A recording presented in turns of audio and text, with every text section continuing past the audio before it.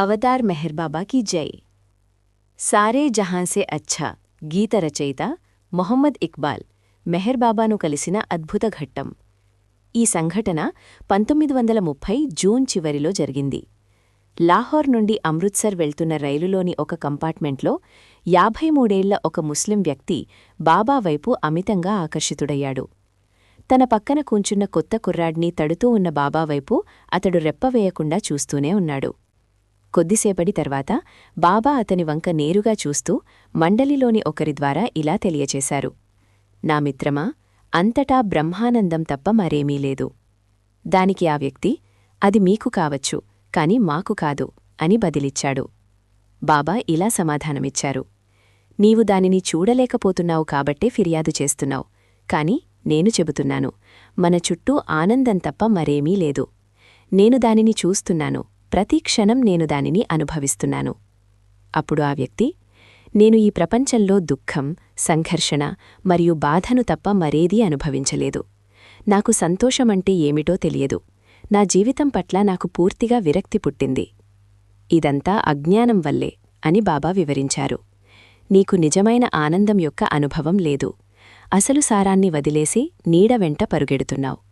తినడం, డబ్బు సంపాదించడం మరియు క్షణికమైన, అబద్ధమైన, అశాశ్వతమైన సుఖభోగాలలోనే సంతోషముండది నీవు పొరపడ్డావు.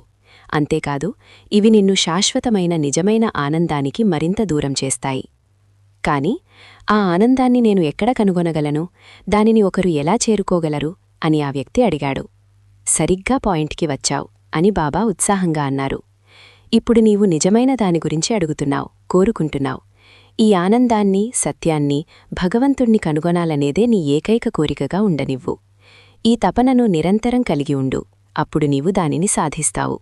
దానిని సాధించే మార్గాన్ని నీవు కనుగొంటావు. దాన్ని ఎవరో ఒకరు ఖచ్చితంగా నీకు చూపిస్తారు. ఆ మార్గాన్ని మీరు నాకు చూపిస్తారా? మీరు నాకు సహాయం చేస్తారా అని ఆ వ్యక్తి వేడుకున్నాడు. తప్పకుండా, ఎంతో సంతోషంగా చేస్తాను. నేను చెయ్యాలనుకుంటున్నది కూడా అదే నా పని, అదే నా లక్ష్యం. నేను చెప్పినట్లు చేస్తే మాత్రమే నిజమైన ఆనందమంటే ఏమిటో నేను నీకు చూపిస్తాను. మరియు నేను నీకు మరీ కష్టమైన పనిని చెప్పను. మనస్ఫూర్తిగా చేస్తే అది చాలా సులభం. ఆ తర్వాత మిగతాది నేను చూసుకుంటాను. ప్రతిరోజూ ఉదయాన్నే చాలా పెందలకడనే దీనికోసం కేవలం 5 నిమిషాలు కేటాయించు. ఏకాంతంగా, ఒంటరిగా ఉండే ఒక చోటును చూసుకుని, భగవంతుడొక్కడే, ఆయన అంతటా ఉన్నాడు, ఆయన తప్ప మరేమీ లేదు అని ఆలోచిస్తూ ధ్యానం చేయడానికి ప్రయత్నించు. ప్రతిరోజూ కేవలం 5 నిమిషాలు ఇలా చెయ్యి. నీకు ఏదైనా అనుభవం కలిగేలా నేను చూస్తాను. నీవు కొంత కాంతిని చూస్తావు. అప్పుడు నీవు సంతృప్తి చెంది ఆధ్యాత్మిక మార్గంలో ముందుకు సాగుతావు. ఆ వ్యక్తి ముఖంలో తన బాధల నుండి విముక్తి పొందిన ప్రశాంతత స్పష్టంగా కనిపించింది. గురువును కలుసుకోవడం మరియు ఆయన సలహాను స్వీకరించడం వల్ల అతడు ఎంతో ఆనందాన్ని పొందాడు. బాబా ఇచ్చిన సరళమైన వివరణ ఈ జీవితం మళ్లీ జీవించడానికి యోగ్యమైనది అనే అనుభూతిని అతనికి కలిగించింది. జీవితం పట్ల ఈ కొత్త ఉత్సాహం కేవలం మాటల ద్వారా బదిలీ కాలేదు. అది బాబా ద్వారా అతని అంతరంగంలోకి ప్రసాదించబడింది. ఆ వ్యక్తి ఎవరో కాదు, సుప్రసిద్ధ భారతీయ కవి మొహమ్మద్ ఇక్బాల్.